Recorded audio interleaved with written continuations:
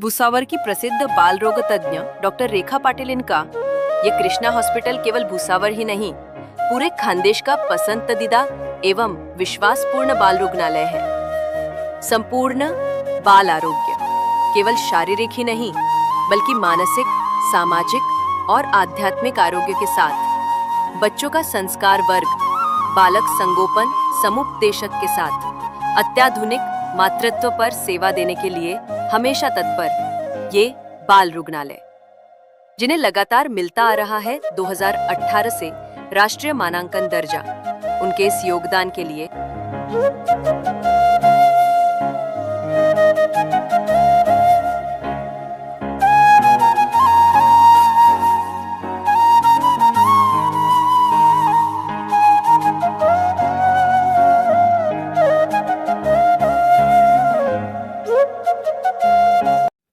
नमस्कार, आदाब। CBN news 18 में आपका स्वागत है। दोस्तों, मैं आपका मजे सिंह। दोस्तों, आपको पता है कि हमारा हेलो डॉक्टर का जो है वो एपिसोड शुरू है और आज जो है हमारा सेकेंड एपिसोड है और हमारे स्टूडियो में आप देख सकते हैं डॉक्टर रेखा के पाटिल। मैम, सबसे पहले तो हेलो डॉक्टर के इस शो में आपका बहुत बहुत स्वागत है। मैम, क्या बोलना चाहोगे आप? नमस्कार, मैं डॉक्टर रेखा कल्याण सिंह पाटिल और 23 साल से भुसावल में कृष्णा चिल्ड्रन मुलांसे हॉस्पिटल अतिदक्षता विभाग, ये मैं उसकी संचालिका हूँ। और अभी अभी हमारा एडवांस टेक्नोलॉजी NICU चालू हुआ है और महात्मा ज्योतिबा फुले जो एक जन आरोग्य प्रधानमंत्री चालू की है, वो फ्री में एडवांस जो बहुत क्रिटिकल बेबीज आते हैं, स्पेशली छोटे छोटे जन्म हुए उसे नवजात शिशु बोलते हैं, उनकी योजना अभी अभी हमारे हॉस्पिटल में शुरू हुई है।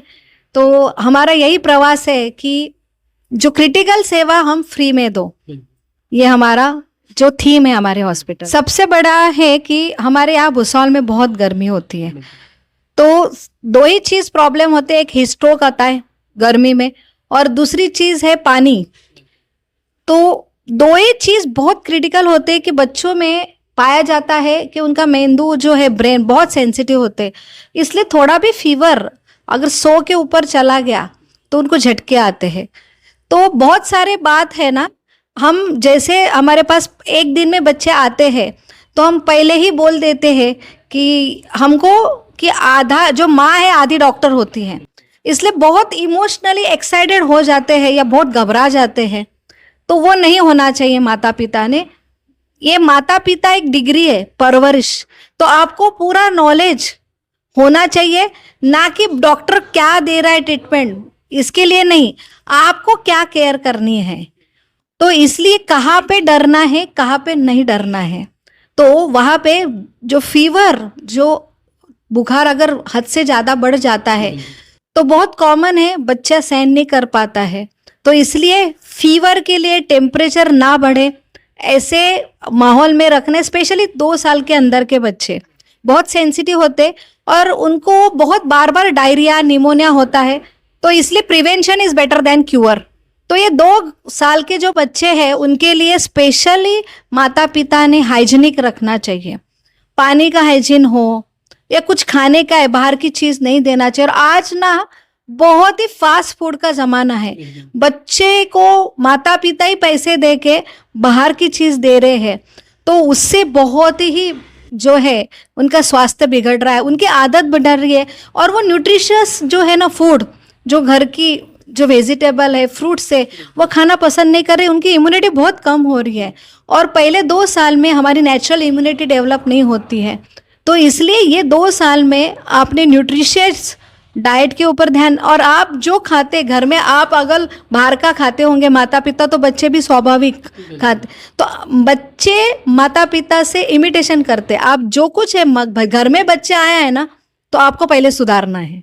और आप आइसक्रीम खा रहे हैं और बच्चों को बोल रहे खा आइसक्रीम खाना नहीं, तो ये बहुत बड़ी जवाबदारी है माता पिता की कि बाहर का फूड अवॉइड करके कम से कम 2-3 साल के, क्योंकि उनको निमोनिया, डायरिया जल्दी होता है और ऐसा फूड नहीं देना चाहिए, फास्ट फूड नहीं देना चाहिए, हाइजीनिक केयर करनी चाहिए।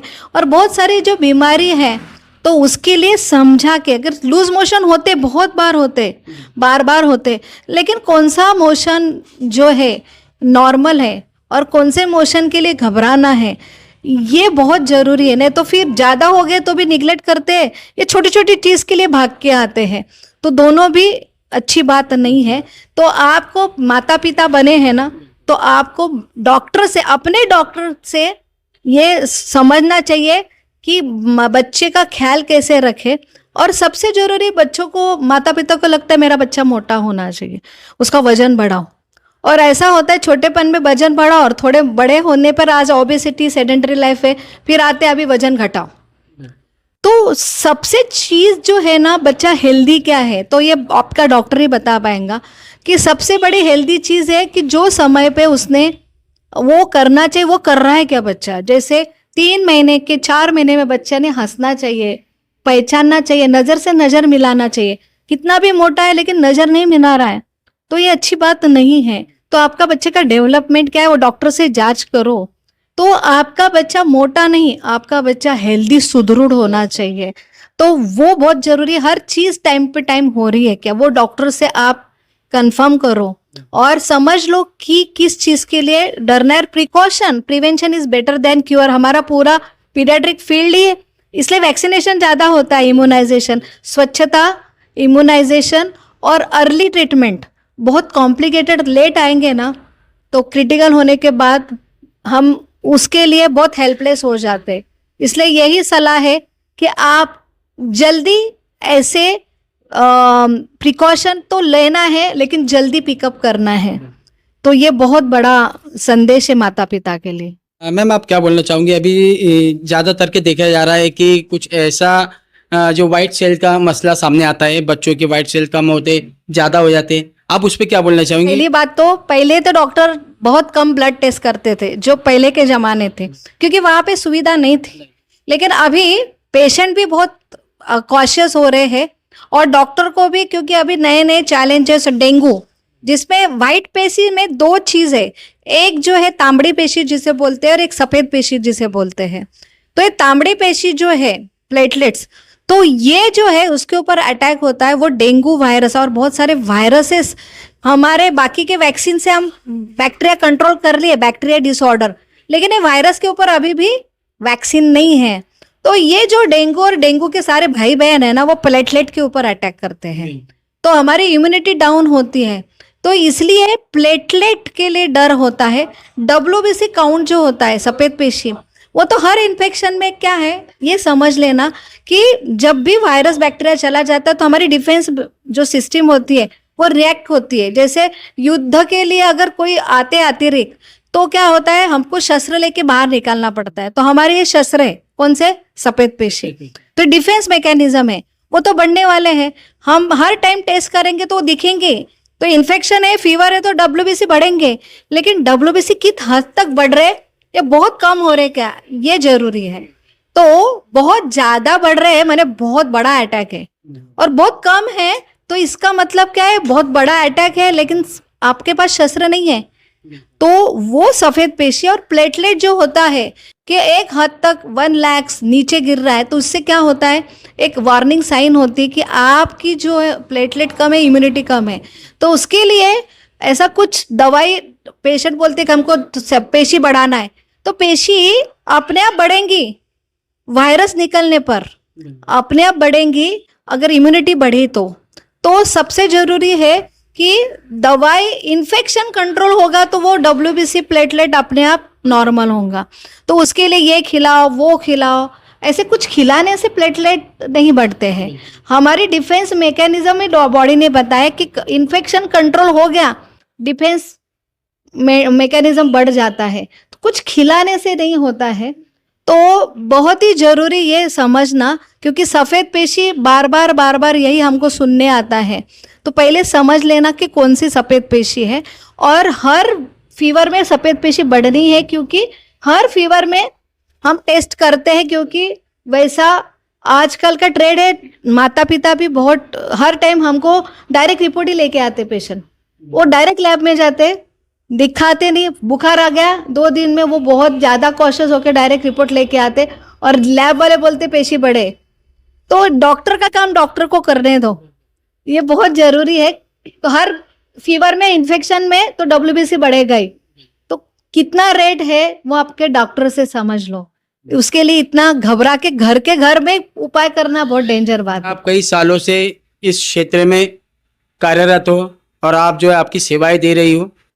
सबसे बड़ा सवाल ये है कि आप एक महिला के रूप में आपने जो है इस फील्ड को क्यों चुना, जबकि इसमें पुरुष ज़्यादा है? क्या बोलना चाहोगे आप? सबसे पहले कि आरोग्य ये सेवा है, और फीमेल और मेल आप देखते हैं, वुमन और मेन, तो उसमें जो फीमेल जो है वो ज़्यादा उसमें सेवा भाव होता है।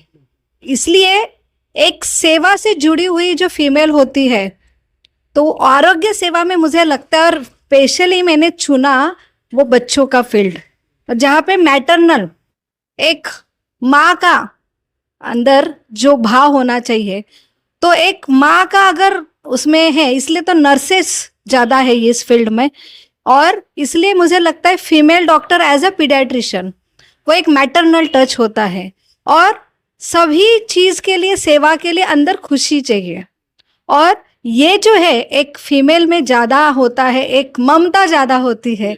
और छोटे छोटे बच्चों के लिए मुझे लगता है कि स्पर्श और हमारा जो मन है उसमें ममता है, तो इमोशन के साथ एक हीलिंग होता है।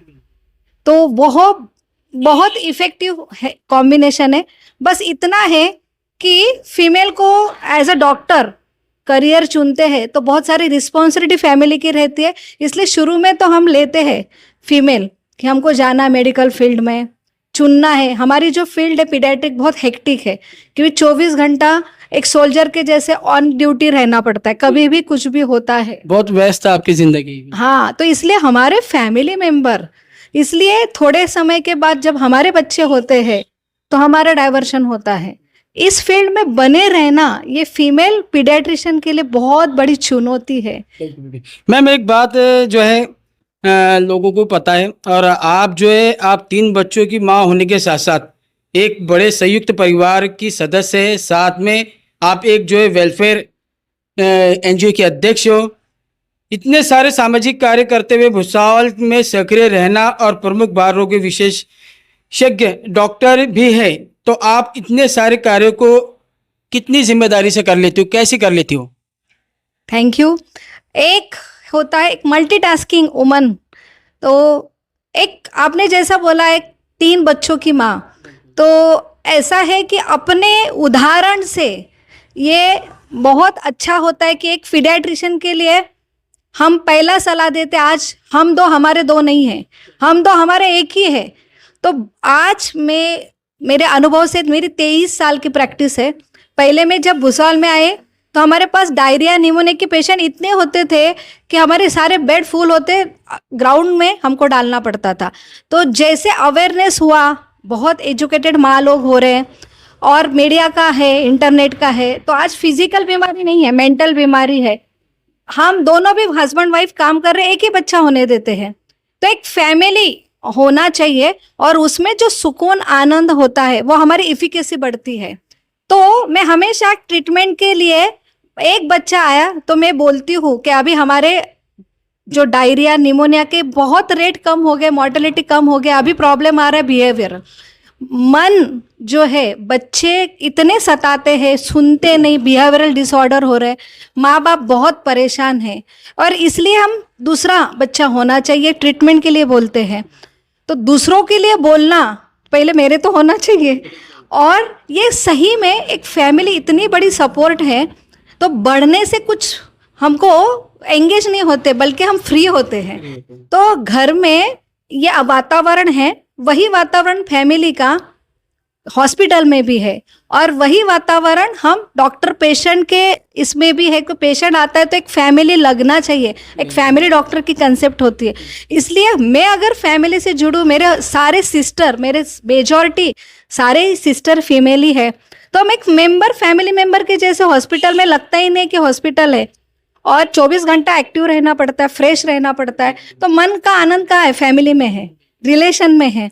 तो वहाँ अच्छा रिलेशन है, और पेशेंट भी आता है तो उसको भी फैमिली जैसा वातावरण मिलता है, तो बहुत फ्री लगता है। और ऊपर भी 3 बच्चे वो अपने आप इतने एंगेज होते, एक बच्चा है तो बहुत डिफिकल्ट है, क्योंकि उसको माँ चाहिए।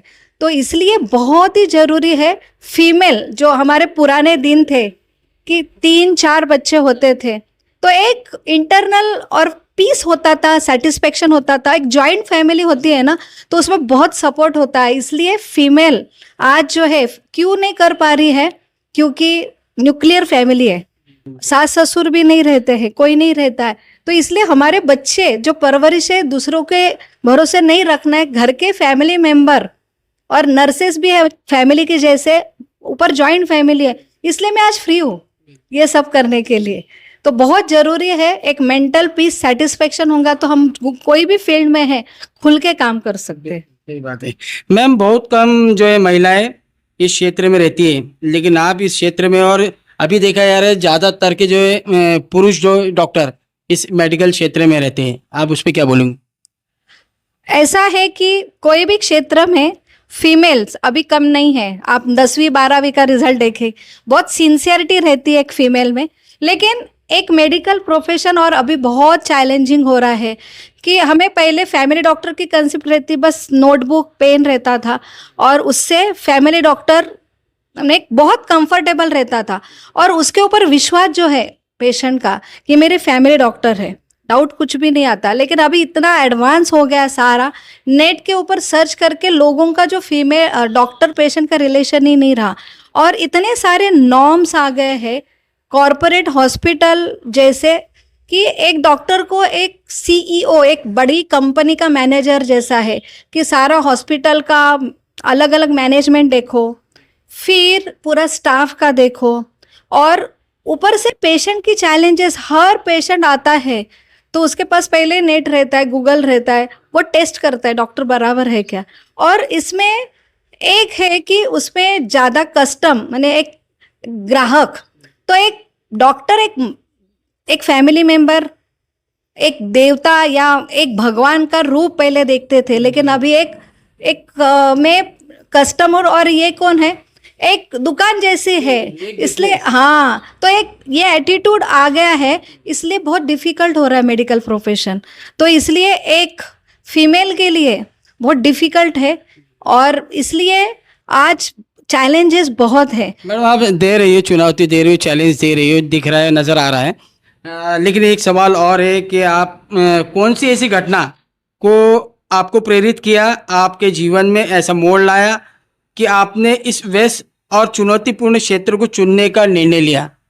सबसे जरूरी, जीवन में हर कोई प्रयास करता है खुश रहने का और उसके लिए बहुत दिन रात प्रयास कर रहा है, लेकिन सबसे बड़ी खुशी है ना जो अंदर की, जो सेटिस्फेक्शन है। हर एक का नेचर रहता है, तो चुनौती तो हर कोई हर क्षेत्र में लेते हैं, लेकिन डॉक्टर की फील्ड जो ऐसी है कि एक जान बचाने की जो खुशी होती है उससे और कुछ नहीं होता है, मैंने कोई कंपैरिजन नहीं है। एक क्रिटिकल बच्चा जो उसकी जान यहाँ तक आई है, अभी सांस ही छोड़ रहा है, वो टाइम में आप प्रयास करके वो सांस वापस लाते, उसको जीवन नया देते हैं। तो ये जो अनुभव मुझे मेरे इंटर्नशिप में, मेरा पहले ही शौक था, एक तो ये कि ये सेवा में मुझे पहले पैशन ज़्यादा था और दूसरा है कि मैं बहुत स्ट्रगल से आई हूँ, तो बहुत ही कीमत रहती है कि हम इतने इजीली जो मिलता है ना उसकी वैल्यू नहीं होती है। वो स्ट्रगल से आई और तो मुझे काम करना है।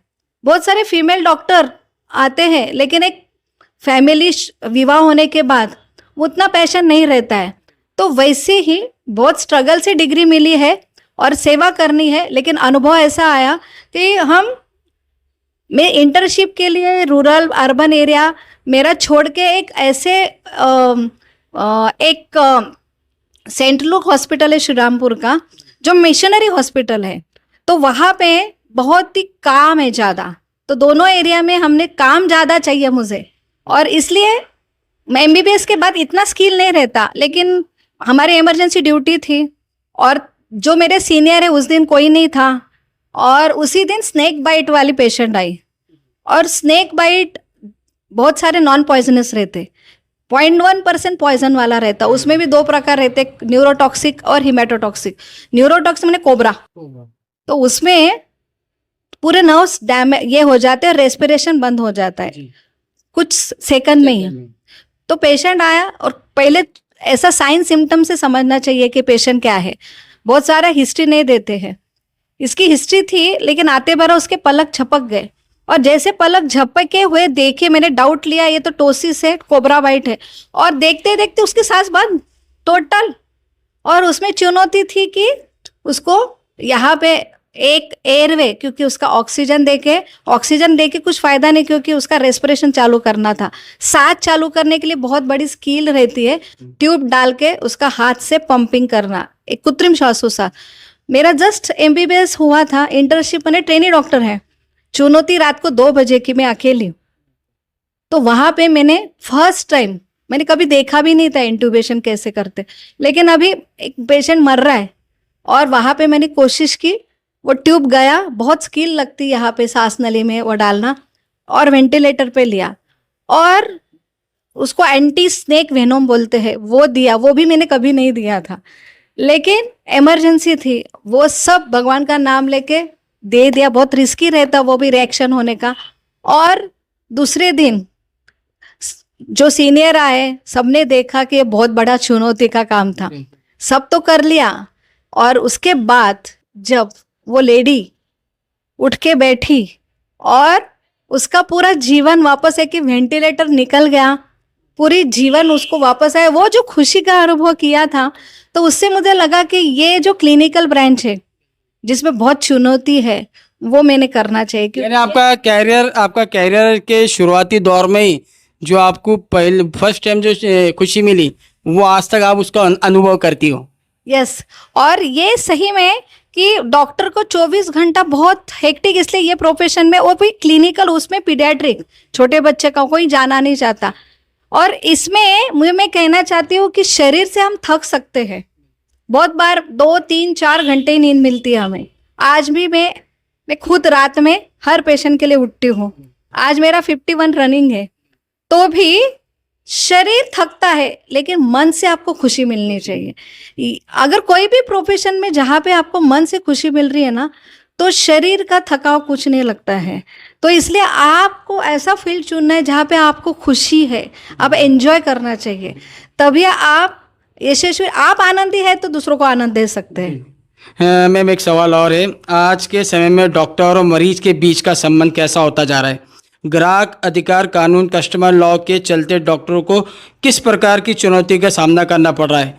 एक समय तक ही डॉक्टर को ईश्वर तुल्य माना जाता था, लेकिन आज समाज में जो नास्तिक मानसिकता बढ़ती जा रही है, उसको डॉक्टर की प्रतिष्ठा और कार्य प्रणाली पर कितना प्रभाव पड़ रहा है? क्या आप सोचते हो इसके बारे में? बहुत ही सेंसिटिव मामला है एक डॉक्टर पेशेंट, और इसलिए बहुत ज़रूरी है डॉक्टर के और पेशेंट की मेंटेलिटी। तो पहली बात तो डॉक्टर या प्रोफेशन बहुत हार्ड वर्किंग है। यहाँ पे कोई ये नहीं है कि आप रिलैक्स रहो या मुझे आनंद मिलेगा। हमारा जॉब हमने करना है, लेकिन सबसे ज़रूरी है कि मेरे पेशेंट को मेरे ऊपर ट्रस्ट है कि नहीं है। तो सबसे बड़ा जरूरी हमारे एक डॉक्टर का, जो कोई, अगर हम बोलते हैं ना कि हमारी प्राप्ति क्या है मेरे जीवन की, तो मेरा पेशेंट मेरे ऊपर कितना ट्रस्ट करता है, यही उसके जीवन का मूल्य है। और अगर पेशेंट को ट्रस्ट ही नहीं है डॉक्टर के ऊपर, तो वहाँ पे ऐसे बड़े बड़े हादसे होते हैं। और उसके लिए मुझे लगता है कि कोई भी डॉक्टर के लिए काउंसलिंग बहुत ज़रूरी है। एक तो आपका कितना, आपने जितना अभी तक काम किया है लोग वॉच करते हैं, तो पहली बात तो डॉक्टर का ये नेचर होना चाहिए, सेवा है। और ये मुझे एक संधि है, इसलिए हर डॉक्टर प्रैक्टिस ही करता है, हर पेशेंट उसको सिखाता ही है। बीमारी वही होती है, हर पेशेंट का रिजल्ट अलग रहता है। तो इसलिए एक डॉक्टर के लिए एक पेशेंट एक देवता के समान, एक भगवान के समान है, अतिथो देवो भव। तो उसके रूप में हमने देखना चाहिए, ना कि ये पेशेंट मुझे क्या देगा, बल्कि मैंने उसको क्या देना चाहिए। तो एक्सपेक्टेशन जो रहते हैं, अगर डॉक्टर अच्छा ट्रीट करता है लेकिन पेशेंट जो है ग्राहक के रूप में या दुकान के रूप में देखता है डॉक्टर को, तो हम एक्सपेक्ट करेंगे कि हमने इतना स्ट्रगल से उसकी जान बचाई है, सब किया है, लेकिन उसको बिल्कुल कृतज्ञता की, थैंक्स की भावना नहीं है। और हम अपेक्षा कर रहे कि उससे अच्छा बोलना चाहिए, और पेशेंट कुछ अलग ही मूड में आके थैंक्स तो नहीं है और कुछ बोल के जाता है, तो हर्टिंग होता है। इसलिए मुझे लगता है कि अपेक्षा जो है ना, वही दुख का ये होता है। इसलिए हमने अपेक्षा नहीं करनी चाहिए। कर्मण्येवा अधिकारस्य मा फलेषु कदाचन मा कर्म फल हेतुर्भि माते संगस्ते अकर्मण। हमने कर्म करना चाहिए, लेकिन कर्म की फल की चिंता नहीं करना चाहिए। माता पिता इतने इमोशनली एक ही बच्चे के लिए रहते हैं, वो अपने अपने इसमें होते हैं, वो रिलेशन नहीं समझता है कि डॉक्टर ने दिन रात मेहनत की है और उनको लगता है हमने पैसे दिए ना। तो ये ग्रेटिट्यूड की भावना, मेंटालिटी चेंज हो रही है। लेकिन इसी दौर में अगर हम अपना धर्म करें और हमको खुशी मिलती है ट्रीटमेंट करने की, हमको अच्छे बोले नहीं बोले कोई फर्क नहीं पड़ता है। वही पेशेंट ने भी कि डॉक्टर को भगवान बोलते हैं, ठीक है, लेकिन अपेक्षा क्या है कि भगवान कंट्रोलर है, माने उनके हाथ में केस गया तो वो बचना ही चाहिए। तो बचा तो डॉक्टर भगवान और नहीं बचा तो डॉक्टर शैतान। तो डॉक्टर एक मीडिएटर है, ये पेशेंट ने भी समझना चाहिए। आप कोशिश करते हो मैम, देखा जाता है काफ़ी कोशिश करते हो। एक सवाल और था, आप इतना व्यस्त रहती हो और आपका काम जो इतना थकने वाला है, उसके बावजूद भी आप तरोताज़ा नज़र आती हो, आपके चेहरे पे स्माइल रहती है, भरपूर खुश रहती हो, क्योंकि आपके इस काम में आप आनंद लेती हो इसीलिए, या फिर आप जो है हमेशा अपने पेशेंट के बारे में जो है एक गंभीरता से उन्हें देखती हुई इसलिए? सबसे बड़े दे एक हर क्षण है ना, मनुष्य को जीवन मिला है तो हर क्षण जो है वो उसको सीखने के लिए आए। तो हमारे जीवन में अपने आप everything not happen by chance, it is happen by plan. तो मैं एक फिलॉसफी, एक भगवत गीता फॉलो करती हूँ। तो हर समय अपने आप नहीं होती चीज, हर दिन एक क्या होती चुनौती होती है और हर शाम एक तजुर्बा लेके जाता है। तो हर क्षण में जो कोई कंडीशन आ रही है, हर इंसान जो आ रहा है वो मुझे सिखाने के लिए आ रहा है। और मेरा ये थीम है कि जीवन बहुत ही, मनुष्य जीवन बहुत दुर्मिळ है, वो मिला है और हर क्षण हमको जो है सीखना है, ऊपर उठना है। तो इसलिए जो कोई है, अच्छा भी होती है घटना, बुरी भी होती है घटना, तो भी ये अच्छी होती है तो मुझे विश्वास दिलाने के लिए है, और अगर बुरी होती तो मुझे उससे कुछ सीखने के लिए है। तो ये हर जो चुनौती है, कंडीशन है, पेशेंट है, तो ये मेरे लिए है। और वो जो है भगवान ईश्वर, वो उसका ध्यान है मेरे तरफ, और हर चीज़ है ना वो उनके प्लान के हिसाब से हो रही है। तो ये अगर कंटिन्यू भाव रखा तो कोई स्ट्रेस नहीं, डिस्ट्रेस भी नहीं है, और एक कंटिन्यू हमें सेटिस्फैक्शन होते हैं। हम दिन ब दिन हमारे विकास होता जा रहा है, हम अपॉर्चुनिटी जो है यूज कर रहे हैं। अच्छा मैम, आप ये बताइए, बाल चिकित्सा के क्षेत्र में समय के साथ साथ कौन कौन से बदलाव देखने को मिले हैं, जहाँ एक बच्चों को गंभीर संक्रामक बीमारी और मृत्यु के दर में कमी होती जा रही है, वही कोरोना के बाद की जीवन शैली जैसे फास्ट फूड, बैठकर रहने की आदत, मोबाइल की लत, मीडिया का प्रभाव, इन सब में मोटापा, कब्ज और ऑटिज्म जैसी समस्याओं को बढ़ावा दिया है। इस पर आप क्या बोलना चाहोगी? बहुत ही सुंदर प्रश्न है कि कैसे है कि हम मनुष्य बोल रहे हैं कि हम बहुत इम्प्रूव हो रहे हैं टेक्नोलॉजिकली, लेकिन हम कंट्रोल करने, एक चीज कंट्रोल करते हैं लेकिन दूसरी चीज बहुत बड़ी बढ़ रही है। तो हमने कम्युनिकेट डिसीज, अर्थात वो इन्फेक्शन होता है, साफ सुथरा रखना। कोरोना के बाद तो बहुत लोग इम्प्रूव हो गए, इसलिए इन्फेक्शियस डिसीज जैसे डायरिया है, निमोनिया है, उसके ऊपर बहुत कंट्रोल किया है। लेकिन उसके साथ साथ मोबाइल आ गया, नेट का एक्सपोजर आ गया, तो एक लाइफस्टाइल ही बदल गई है।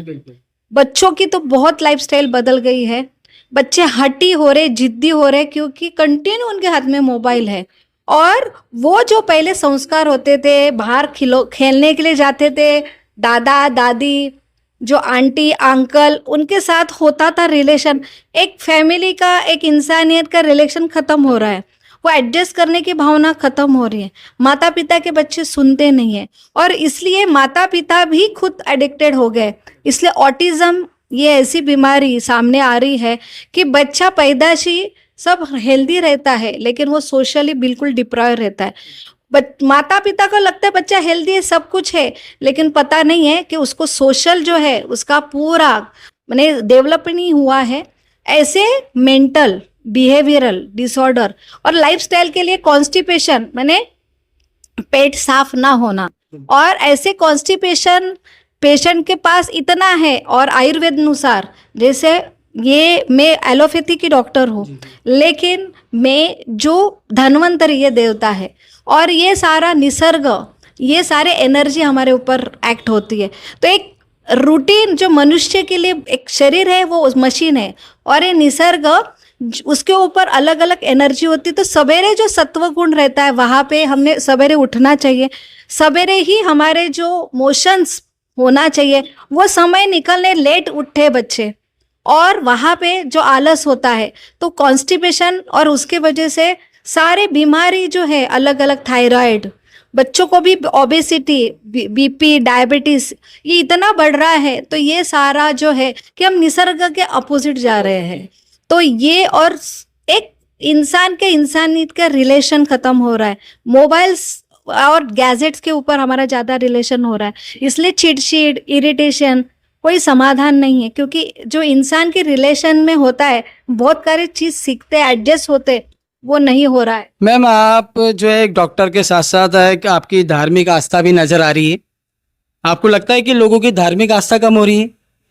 यही है कि कंट्रोलर, कि मनुष्य को अगर सवेरे उठते बराबर वो भगवान के सामने झुकता नहीं है, ये हमारे कल्चर में है। और ये क्यों है?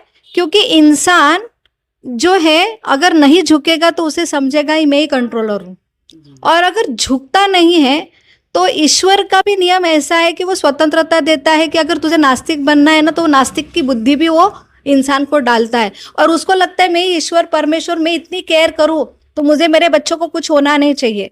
और मेरा डॉक्टर फर्स्ट दिन से, प्रेगनेंसी से मैं डॉक्टर का ट्रीटमेंट ले रहा हूँ, तो मेरा बच्चों को कुछ नहीं होना चाहिए। तो ये जो ईश्वर के कंट्रोलर की भावना है, ये बहुत हानिकारक है कोई रिलेशन में। तो ये है कि अगर पेशेंट को कुछ हो जाता है, डॉक्टर तो बस मेडिएटर है, वी ट्रीट ही क्यूर। ये जो फिलॉसफी है, ये तत्व, ये कोई समझ नहीं पा रहा है। उनको लग रहा है डॉक्टर को खरीदना है सब लेके, और हम केयर कर रहे हैं तो हमारे हिसाब से होना चाहिए। तो हर चीज इतने इतने हादसे हो रहे हैं। तो मनुष्य को भाई बस एक ही लेसन के लिए कि आप जो है एक निसर्ग के हिस्से है, और हम सब डिपेंड है। देखो, सूर्य प्रकाश के बगैर हम कुछ नहीं कर सकते, सभी चीज जो है उनके देन के वजह से है। लेकिन मनुष्य है कि इतना बुद्धि के ऊपर गर्व करके वो खुद को कंट्रोलर ईश्वर समझ रहा है। इसलिए ईश्वर जो है अगर नहीं है तो रिलेशन, चाहे फैमिली में हो, चाहे डॉक्टर पेशेंट के बीच में हो, वो बहुत ही उसमें दरार आएंगी।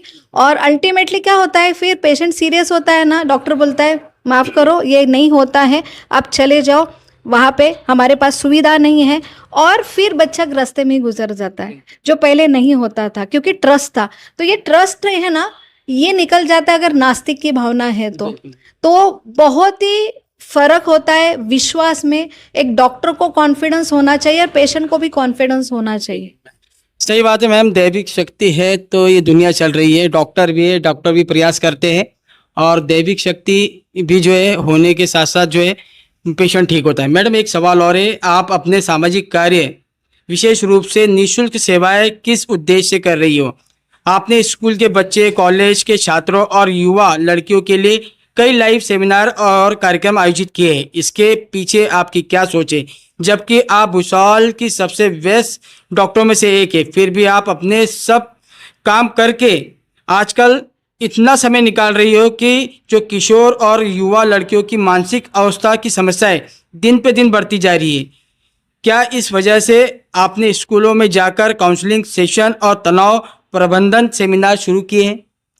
हाँ, एक WHO जो वर्ल्ड हेल्थ ऑर्गेनाइजेशन जिसे बोलते हैं, जागतिक आरोग्य संगठन, और उससे नॉर्म से फॉलो होता है। तो व्हाट इज हेल्थ, आरोग्य क्या है? तो आरोग्य, health is not being absent of physical disease. ये सिर्फ शरीर की बीमारी नहीं है, वो बीमारी नहीं माने आप हेल्दी हो ऐसा नहीं है, बल्कि मन की बीमारी भी नहीं होना चाहिए, मन भी स्वस्थ होना चाहिए। लेकिन उसके अलावा आपकी सामाजिक, माने आप एक निसर्ग के समाज के देव हो, आप उनके लिए क्या कर रहे हो, वो एक सामाजिक आपका क्या है, वो समाज के लिए आप कौन हो, आप क्या कर रहे, दायित्व क्या कर रहे, तो सामाजिक हेल्थ कैसी है, आप लोग कैसे आपको देखते हैं, तो वो भी हेल्थ है। वो अगर मैं ऐसा कुछ करती हूँ और लोग मुझे पसंद नहीं करते तो हम अंदर से खुश नहीं रख सकते। तो एक समाज का हेल्थ, मैंने मैं समाज के लिए कुछ करती हूँ तो एक सामाजिक हेल्थ भी उसमें मायने, और सबसे जरूरी एक स्पिरिचुअल हेल्थ। तो स्पिरिचुअल कि हम जो देख रहे हैं कि वी आर ऑल सोल और पूरा निसर्ग के ऊपर है, तो कोई भेदभाव न रख के एक वो लेवल पे अगर ऊपर से देखते हैं और वहां पे हम खुश हैं, हर जीव को हम एक अपना भाई बहन देखते हैं, ईश्वर के सारे अंश देखते हैं, तो उसमें जो हेल्थ आता है, एक सुकून मिलता है, वो है तो अपने आप सोशली आप सेवा करोगे कि मेरे सारे भाई बहन हैं, और ऊपर से उसकी वजह से मन अपने आप बहुत सुकून, क्योंकि इटर्नल हमारे जो है ना, जो स्वभाव है कि हमको सेवा करना है, ये जो भाव है हमारा, वो जब तक हम निस्वार्थ सेवा नहीं करेंगे ना, तो साइंटिफिकली भी सेरोटोनिन नाम का जो मेडिएटर है, एक हार्मोन है, वो कब रिलीज होता है पता है? वहां पे आपको बहुत ब्लिसफुल लगता है जब आप किसी को निस्वार्थ सेवा करें, कि कोई मुझे बोलना भी नहीं चाहिए कि थैंक यू, उसकी भी अपेक्षा नहीं है।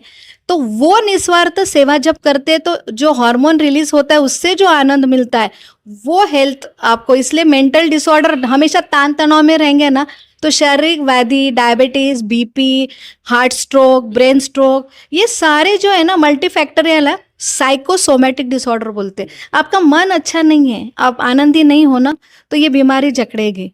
तो ऊपर का कनेक्शन अच्छा है, नीचे नीचे नीचे अपने आप आएगा। इसलिए मैं, मेरे हॉस्पिटल का जो थीम है, मैं हम संपूर्ण आरोग्य देते हैं, तो वहाँ पे हम स्पिरिचुअल ऐसे कुछ करते हैं कि उसके साथ हम अलग अलग, जैसे अन्नप्राशन संस्कार करती हूँ, वो फ्री में करती हूँ कि मेरा बच्चा यहाँ पे डिलीवरी हुआ है, मेरे पास आया, तो उसका पहला जो फूड है वो संस्कार के रूप में हम एक सेलिब्रेशन करते हैं।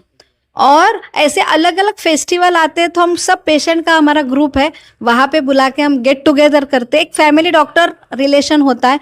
ऊपर से सोशली मेरे पास थैलेसीमिया के पेशेंट जो है, उनको ब्लड नहीं भरा तो उनका लाइफ नहीं रहता है, हर महीने मंथली ब्लड भरना पड़ता है, तो ऐसे लोगों को ब्लड नहीं मिला तो उनकी लाइफ नहीं रहेंगी।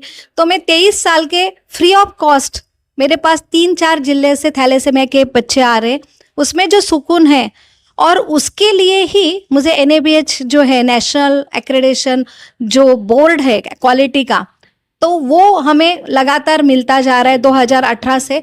और एक सोशल, स्पिरिचुअल, ऊपर से मेंटल के लिए मैं क्या कर रही हूँ, तो मेरी जो थीम है कि मैं स्पिरिचुअल भी ट्रीटमेंट कर रही हूँ, मैं सोशल ट्रीटमेंट कर रही हूँ, मैं एक मेंटल के लिए जो बिहेवियरल प्रॉब्लम आ रहे बच्चे, बहुत युवा है, वो बहुत एडिक्शन का, आप देखो यंग यूथ बच्चे है ना, कि अब डॉक्टर हो रहे, इंजीनियर हो रहे, कुछ भी हो रहे, क्यों कर रहे हो आप? अल्टीमेटली कंट्रीब्यूट क्या कर रहे हैं समाज के लिए? बस डॉक्टर बने, इंजीनियर बने, ये एंड नहीं है, ये एक हिस्सा है। किसके लिए कर रहे हो आप? उससे ऊंचा उद्देश्य नहीं है, लंबा गोल नहीं, छोटे छोटे गोल है। और यहाँ पे सबको ही डॉक्टर बनना है, सबको इंजीनियर बनना है, और नहीं होते हैं ना तो वो स्ट्रेस, क्योंकि मेरे अपेक्षा के है मुझे ये होना, ये होना, नहीं होता है ना, तो बच्चे एडिक्शन कर रहे हैं। तो ये जो हो रहा है मानसिक जो है, कि आप लाइफ में एंजॉय करने के लिए नहीं आए, आप लाइफ में सीखने के लिए आए हैं। और ये जो है आपके हिसाब से सब चीज़ नहीं होती है, आपने ऐसा करना चाहिए कि जो मेरे लाइफ में आता है वो मैं कैसे एक्सेप्ट करूँ। तो इसके लिए मैं सेमिनार्स लेती हूँ कॉलेज में, स्कूलों में। तो एक मानसिक स्वास्थ्य के लिए ये मेरा काम है। काउंसलिंग करती हूँ, पेरेंट्स का हमारा काउंसलिंग ग्रुप है। तो और फिर फिजिकली तो बीमारी का, तो उसमें भी मैंने एडवांस चालू किया है कि एडवांस नियोनेटोलॉजी जो फील्ड है, वही अभी अभी NICU हमने अपग्रेड किया है, क्योंकि NABH में हमेशा अपग्रेडेशन चाहिए। जो कुछ एडवांस टेक्नोलॉजी है, पूरी मशीनरी, वो सारा मुझे देना है। तो हमारा हॉस्पिटल का थीम ही है कि अत्याधुनिक जो सेवा है वो भी एक मैटरनल टच। तो हमारे सारे फीमेल हैं और हम सारे जो बच्चे हैं तो हमारे बच्चे करके हम उनको देते कि ये पेशेंट नहीं है, ये हमारा बच्चा है। तो ये मैटरनल टच, एडवांस टेक्नोलॉजी, तो फिजिकली लाइफ सेविंग जो ट्रीटमेंट है ICU हमने एडवांस किया है, और उसमें हमारा फिजिकल हेल्थ हम दे रहे, जो इमरजेंसी सेवा है वो दे रहे। तो फिजिकल, मेंटल, सोशल, स्पिरिचुअल, चारों अंग हम कवर कर रहे हैं इसके लिए। हाँ मैम, आप एक बात बताइए, आपके जीवन का सबसे बड़ा सुखद या खुशी भरा पल आपके लिए क्या है? सबसे बड़ा सुखी सुखी वाला क्या है, एक फैमिली है। और मैं देती हूँ, लेकिन रिटर्न में ऐसा बोलते हैं, एक कदम आप दो तो 10 कदम अपने पास आते हैं। तो फैमिली का बहुत अच्छा सपोर्ट है मेरा, और फैमिली बॉन्डिंग अच्छी है, मेरे तीनों बच्चे का बॉन्डिंग अच्छा है, उनके लिए मैं एक ईश्वर के समान हूँ। और दूसरी बात, मेरा पेशेंट का रिलेशन उनके लिए भी, कि मैं ईश्वर के समान, मैं बोलती मैं ईश्वर नहीं बाबा, मैं मेडिएटर हूँ। और एक हमारा पूरा स्टाफ जो है हॉस्पिटल का, वो भी हम एक पूरा फैमिली मेंबर के जैसे रहते हैं। तो उसमें जो सेटिस्फेक्शन है, और उसमें हम क्रिटिकल पेशेंट जब आता है तो मेरे पास ऐसी, मेरी शुरुआत स्नेक बाइट से हुई, और मैं एडवांस में कब उतरी, जब एक स्नेक बाइट की 12-11 साल की बच्ची आई, एंड हो गया था, मैंने लास्ट ट्राई मारा, उसको पंपिंग दिया, हार्ट बंद हो गया था, चालू किया, और उसके बाद वो रिवाइव हुई। और यहाँ पे तो हिस्ट्री भी नहीं थी स्नेक बाइट की, बस बच्ची उठी स्कूल के लिए, गर्दन दुखने लगी, कोलैप्स हो गई, और बेहोश हालत में आए तो सांस बंद, पता ही नहीं क्या हुआ। पहली केस में तो पता था, अभी तो पता ही नहीं था। और क्यों बंद होगी पता नहीं, हार्ट पंपिंग करके चालू किया, वो बच्ची सेम मेरे बच्ची के उम्र की थी। तो मैंने देखा ये बच्ची है, मेरी बच्ची में, उसमें कुछ फर्क नहीं। वो तो चली गई, मैं अपने उनके माता पिता को क्या फेस करूं कि तुम्हारी बच्ची नहीं रही। मैंने बोला नहीं, मैं अगर मेरी बच्ची रहती तो मैं इतने जल्दी डिक्लेयर करती हूँ क्या। तो मैंने पंपिंग बहुत बार किया, इंजेक्शन हार्ट में छोड़ा, बिल्कुल उम्मीद नहीं थी। लेकिन ईश्वर की जो, जहाँ पे क्या, मारे कृष्ण राखे को, राखे कृष्ण मारे को, जहाँ पे ईश्वर को जीवन देना है तो कोई मार नहीं सकता। तो वहाँ पे मैंने इंजेक्शन दे के, जो पंपिंग दे के हार्ट चालू किया, थोड़ी उम्मीद बढ़ी, पंपिंग दे, और उसके बाद 2 निशान दिखे, और वहाँ पे मुझे क्लू मिला कि स्नेक बाइट हो सकता है, जहाँ पे पूरा रेस्पिरेशन बंद होता है। और हिस्ट्री ने उनको पूछा, बोले कुछ घर में तो आने का सवाल ही नहीं। और वहाँ पे हमने रिस्क लेके उसको वेंटिलेटर दे के एंटी स्नेक वेनोम दिया, और वो बच्ची की जान बच गई। तो इसलिए ये जो है कि ईश्वर ने कुछ इंडिकेटर दिया, और मैं सवेरे पूजा पाठ करती हूँ, और मैं कनेक्टेड रहती हूँ दिन भर, तो वो जो सेटिस्फेक्शन मिला। और उसके बाद मैंने एडवांस जो PICU NICU में कदम रखा, और सही में कि हमारा लाइफ कुछ तो दूसरे के लिए कुछ यूज़ हो रहा है, ये जो फीलिंग है, सुकून है। और माता पिता आते हैं, और फिर जो उनके आँखों में अपनापन होता है, छोटे बच्चे, जान जिसकी बच्ची, वो बड़े होके आते हैं, नौकरी लगती है और बोलती है माँ, तो वो जो सुकून है कि आपने मुझे जीवन दान दिया, एक माँ वो है और आप दूसरी माँ हो, तो उसके जैसा कोई खुशी नहीं है जी। मैडम, आपके कार्य को देखते हुए आपको अस्पताल को 2018 से लगातार प्रतिष्ठित NABH ग्रेडिट प्राप्त कर रहे हैं आप, और जलगांव जिले का एकमात्र बाल रोग अस्पताल है जिसे ये मान्यता मिली है। इसके बारे में आप क्या कहना चाहोगे? इसके लिए सबका एक जॉइंट यूनिट, इसके लिए क्या बोलते हैं आप, एक टीम वर्क। क्या है टीम वर्क? तो NABH जैसा एक्रेडिटेशन मिलने के लिए मेरा अकेले का एफर्ट नहीं है। ये कोई भी पेशेंट अच्छा होता है तो मेरा अकेले का एफर्ट नहीं है, तो उसके लिए टीम वर्क जो है, मेरे हस्बैंड जो है कल्याण सिंह पाटिल, वो प्राध्यापक है, और सही में मुझे खुशी होती है कि वो डॉक्टर नहीं है, लेकिन वो बहुत सपोर्ट करते बाकी के मैनेजमेंट के लिए। और इसलिए बहुत चुनौती है कि ऐसी चुनौती में अकेली डॉक्टर हूँ। मेरे मदर के साइड में, सासुराल में कोई डॉक्टर नहीं था, मैं मेरे कितने पीढ़ी से पहली डॉक्टर हूँ घर के।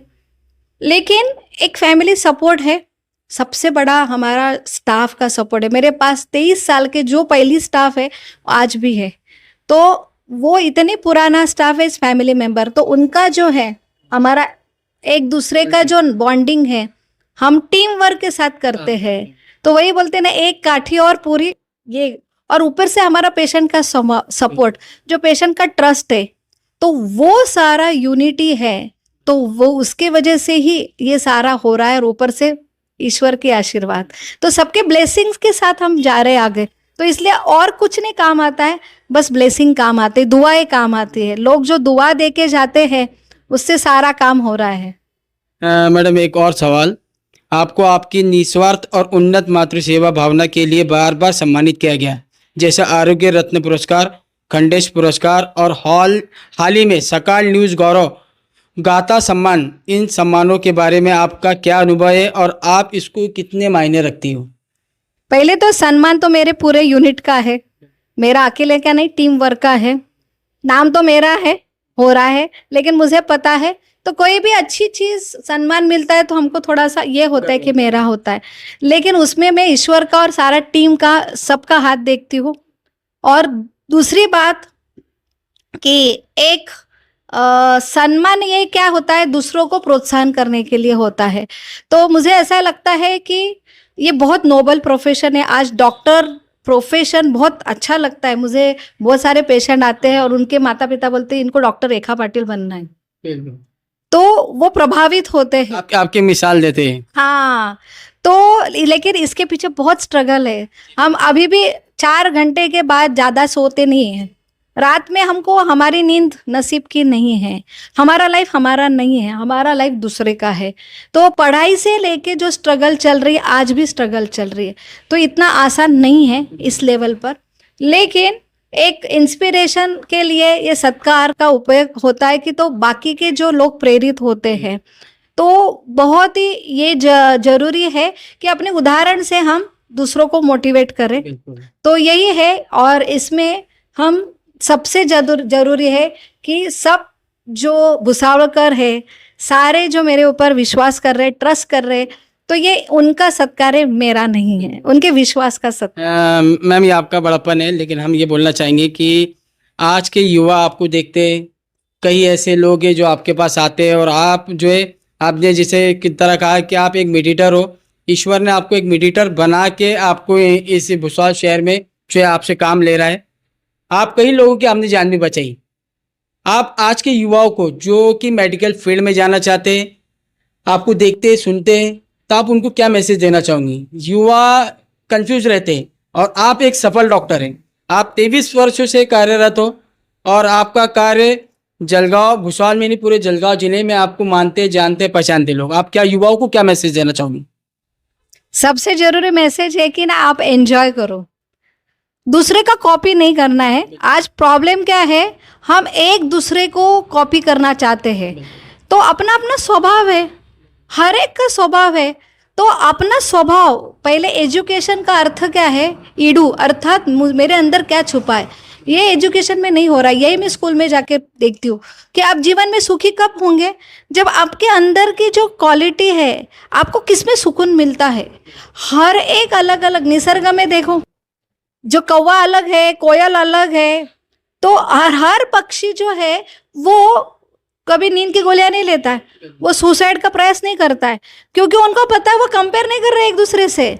हमारा क्या है, हम कंपेयर कर रहे हैं, तो इसलिए हमारा अलग इटर्नल स्वभाव अलग अलग है किसका।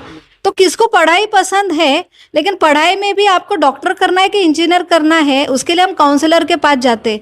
लेकिन आप अंदर झांको ना कि आप इंजीनियर के लिए, टेक्नोलॉजी के लिए बैठे हैं कि सेवा के लिए बैठे हैं। मेडिकल फील्ड में भी आप मेडिसिन, जो हम पीडियाट्रिशियन है, मेडिसिन है, और एक सर्जन है। तो सर्जन जो है, जिसको काटना पसंद है, वो पैशन है और वो सर्जरी अच्छा कर सकता है, लेकिन जिसको काटना पसंद नहीं है, डर रहता है ना, वो फिजिशियन। और ऊपर से आपको रिलेशन अच्छा करना, अपना ये एक हॉबी होनी चाहिए कि लोगों को कितना जीतते हैं हम, वो हर एक को नहीं आता है, हर एक का स्वभाव अलग अलग रहता है। अगर लोगों तक आप जीत नहीं पाते तो ऐसा डॉक्टर सेटिस्फाइड नहीं रहना, स्टाफ सेटिस्फाइड रहता ना, पेशेंट, मैंने जो पेशेंट को बोलने का जो है, तो वो स्किल्स हर एक के पास नहीं होता है। तो ऐसे लोगों ने सर्जरी में जाओ या इंजीनियर में जाओ, जहाँ आपको मशीन की ज़्यादा समझ, जहाँ लोगों का संबंध आता है, तो आपको लोगों के साथ रिलेशन जमाने में कितना आनंद आता है, और आपको कोई भी वर्क करने में कितना आनंद आता है, वो आप ढूंढो और वो करियर बनाओ, तो उसमें आप बहुत आनंदी रहेंगे और वो प्रोफेशन को न्याय देंगे। ना कि ये जा रहा है, वो जा रहा है, वो जा रहा है, इसलिए मैं भी जाऊँ। तो ये भागने की जो टेंडेंसी आज युवक और पेरेंट्स की भी, आपका बच्चा पहचानो ना, उसकी खूबियाँ क्या है, उसको क्या अच्छा लगता है, क्योंकि वो खुशी अपने वो उसमें ढूंढेगा, खुश रहेगा, तो वो प्रोफेशन को और उसको सारे को खुशी देगा। अगर वही खुश नहीं है, बस कंपेयर करके रहेंगे ना, तो अल्टीमेटली फ्रस्ट्रेशन, एंजाइटी, डिप्रेशन और फिर फैमिली पूरी डिस्टर्ब हो जाती है। इसलिए एजुकेशन का अर्थ है खुद को अंदर जो है खूबियाँ ढूंढो। आप कौन से फील्ड के लिए बने हो, आप कहाँ पे एंजॉय करते हैं, आपको बायोलॉजी अच्छा लगता है कि आपको मैथ्स अच्छा लगता है, आपको आनंद होना चाहिए, तभी आप अच्छे से वो पढ़ाई करके अव्वल रहेंगे। आपका बर्डन नहीं लगना चाहिए। आपको मेडिकल प्रोफेशन, डॉक्टर की, पेशेंट की किटकिट, पेशेंट आते हैं ना, इतने सवाल करते हैं, तो आपको वो किटकिट नहीं लगनी चाहिए, बल्कि आपको उसमें एंजॉय करना चाहिए। तो वो आप हो रहे हैं कि नहीं, वो तो दूसरा चूज करो। हर एक का अलग अलग फील्ड है, सबके अंदर अलग अलग क्वालिटी है, तो वो आपको ढूंढना है, और तभी आपको 100% आपको करियर में बहुत खुश होंगे और दूसरों को भी खुशी देंगे। बिल्कुल, आप देख सकते हैं ये हमारे बीच में थी डॉक्टर रेखा के पाटिल, जिन्होंने एक अच्छा संदेश दिया युवाओं को। और हम भी बोलना चाहेंगे कि मैडम जिस तरह एक लगन से उनकी फील्ड में, मेडिकल फील्ड में, उनके क्षेत्र में काम कर रही है, काफ़ी सराहनीय है। मैडम, आप हमारे स्टूडियो में पहुंची और हेलो डॉक्टर के सेकंड एपिसोड का आप हिस्सा बनी, इसके लिए आपका बहुत बहुत हम आभार व्यक्त करते हैं, और आपने बहुत अच्छी मालूमात भी दी। इसी तरह की आगे की जानकारी के लिए आप हमारे साथ बने रहिए और देखते रहिए CBN न्यूज 18। नमस्कार, आदाब। आपल्या पाल्याचे इंग्रजी बोलणे, इंग्रजी व्याकरण आणि इंग्रजी लेखन कौशल्य सुधारू इच्छिता का? तर आम्ही भुसावळ येथे AK ट्युशन क्लास मध्ये सर्वोत्तम इंग्रजी ट्युशन देत आहोत। आमचे तज्ञ शिक्षक तुमच्या पाल्याचे व्याकरण, शब्दसंग्रह आणि संपूर्ण इंग्रजी कौशल्य वाढविण्यास मदत करतील।